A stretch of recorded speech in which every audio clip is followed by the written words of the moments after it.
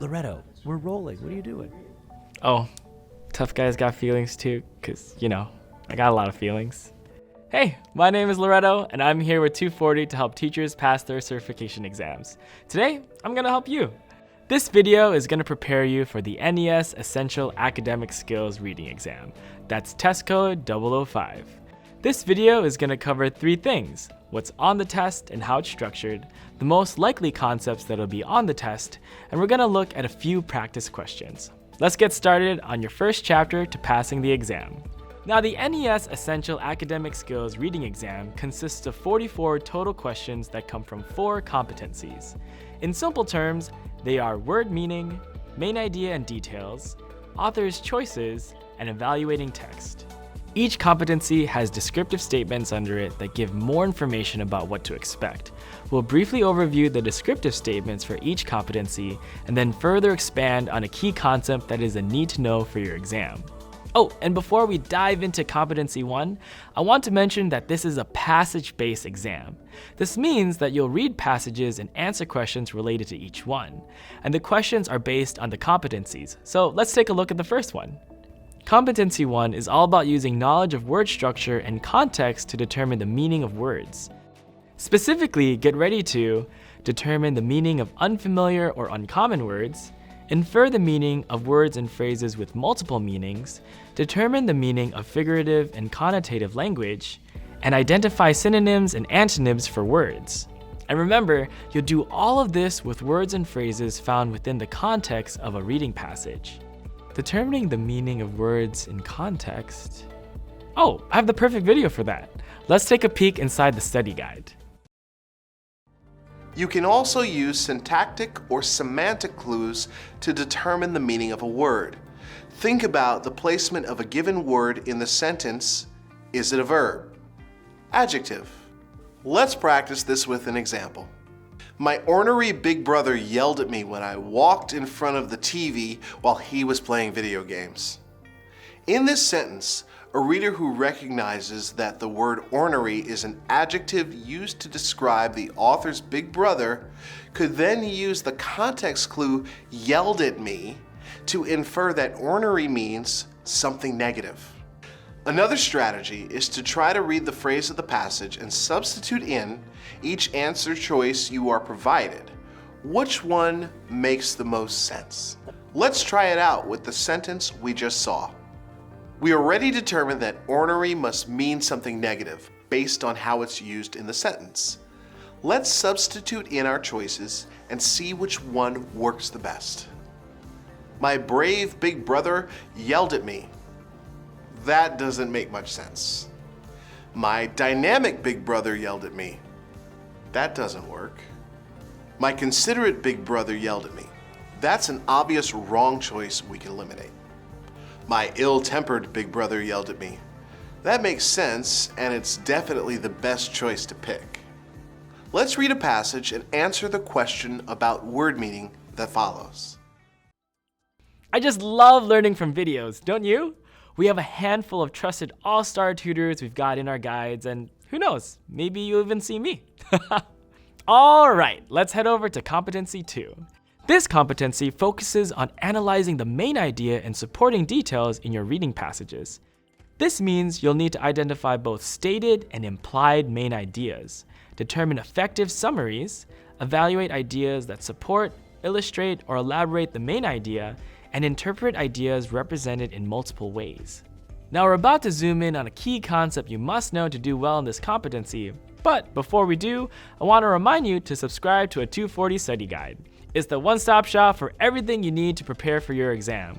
So I 10 out of 10 recommend that you subscribe, but no rush. That's because right now, I'm ready to tell you the main points about the main idea.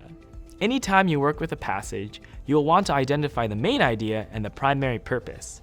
These are 2 key takeaways that will help your understanding of the text. Let's talk it over. A main idea is the central point of the passage. It might be clearly stated, or you might need to infer it. A primary purpose is why the author wrote the work. You often have to infer this. Be prepared to see questions that ask you about this directly, but no matter what, it's an important first step to take. Determining the main idea and primary purpose will help you fully analyze the text and prepare you to answer other types of questions about it. Like questions you'll see from Competency 3. Why don't we get into it now? What do you think about that segue there? You like that? For Competency 3, you'll need to analyze the choices an author makes in their writing. Specifically, you'll recognize an author's purpose, interpret content, word choice, and phrasing to determine point of view or perspective, identify the intended audience, and recognize the influence an author's word choice may have on a reader. Remember, we have plenty of practice questions over all these skills in our study guide, but right now, I want to talk to my audience. That's you. About identifying the intended audience of a passage. Here are some key takeaways to keep in mind. Determine the author's purpose for writing the passage. Understanding why it was written can help you identify the audience. Remember that tip we heard earlier? Here's more evidence to support it. Thinking through the main idea and primary purpose is always a smart place to start. Let's get back to our list. Pay attention to the level of vocabulary used. And finally, ask yourself, what does the author assume the reader knows or doesn't know? We'll practice this using a reading passage here in just a bit, but first, let's finish out our competencies. For our final competency, you will apply critical reasoning skills to evaluate reading passages. This means you'll analyze cause and effect relationships, draw conclusions from information within the passage, recognize assumptions on which the validity of an argument depends, distinguish between fact and opinion, evaluate the author's use of sources and evidence, assess the credibility or bias of an author, and interpret information presented in charts, tables, diagrams, maps, or other graphic forms. That might sound like a lot, because it is. But remember, we have it all covered in our study guide. And while all these skills are important, I've come to the conclusion that drawing conclusions is what we're going to talk about today. So let's hear some tips. Your conclusion must logically follow the information from the passage. Stay within the scope of the passage. Make sure your answer choice doesn't take part of the logical conclusion and twist it further. Try it out by inserting the conclusion you've selected to the end of the passage. Ask yourself, does it flow? Watch out for qualifying words like best, only, in choices. These often limit or make the conclusion false. Now that we've gone over some of the big concepts, let's look at some practice questions to show how these concepts can appear on the test. Just like you'll do on the real exam, let's read a passage and then answer questions about it. The age of exploration marked a new frontier for sea navigation. This epoch began in the 15th century when Portugal and Spain started to expand their commercial interests and trade routes across the oceans, resulting in the exchange of goods and sometimes even traditions. Sailors used new technologies to navigate across the world, including a device called the quadrant, a fan-shaped magnetic object that measured the altitude of stars, the moon, and the sun in order to determine the latitude of a ship. Another device was the compass, which used Earth's magnetic poles to point navigators north, south, east, or west. Timekeeping devices, like hourglasses, were important in calculating how far and how fast a ship had sailed. Early navigators also used maps, although these were not always accurate and were often written during the course of the exploration. These maps were then improved upon with new explorations. With these new technologies, the success of the age of exploration was unparalleled. Let's answer a question from Competency 1. Remember, that's the one all about word meaning. Which of the following best defines the word unparalleled? Perpendicular, groundbreaking, revolution, or minimal? Remember, the context matters. Think to yourself, where was unparalleled used? Why did the author use it? Choice B is best. Overall, the author is conveying that the age of exploration brought about a new world of technologies. Therefore, the success would be new, groundbreaking, unparalleled, etc. All right, now let's think about why the author wrote this passage.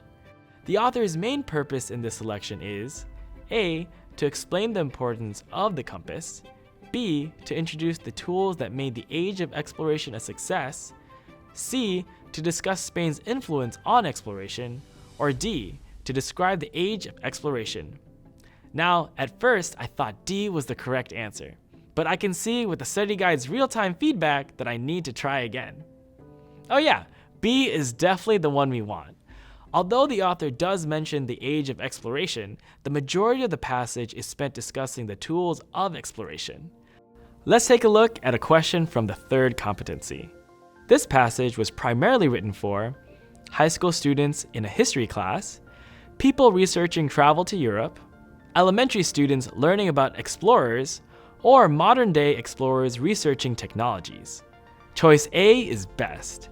This passage uses high school level vocabulary to teach about 15th century trade, technology, and exploration. Last up is drawing a conclusion. Which of the following conclusions is best supported by the passage? Your conclusion should be a logical summary of the passage. The main idea here is to express to the reader why 15th century exploration was a success. Multiple technologies are listed and described, which makes D the best choice. Choice A is a direct contradiction of what the passage says, and both A and C focus too narrowly on only one piece of technology. Choice B, while possibly historically accurate, cannot be verified with the information given in the passage. Conclusion should always be based on what is directly supported by the text. Alright, now that's just a small sliver of practice questions to give you an idea about how these concepts are assessed on the test. Congratulations on finishing the video. If you found it helpful, give it a like. There is still plenty more to learn. Did you know that thousands of teachers have passed their certification exams using our study guides? If you really want to make sure you're prepared for the NES Essential Academic Skills Reading Exam, take the next step and subscribe to the 240 Study Guide. It has hours of videos so you can watch and/or listen while doing chores. It is test aligned so you know precisely what you need to study. And it has hundreds of practice questions so you can be sure you're ready. And it has the money back guarantee, so click the link below right now to get started.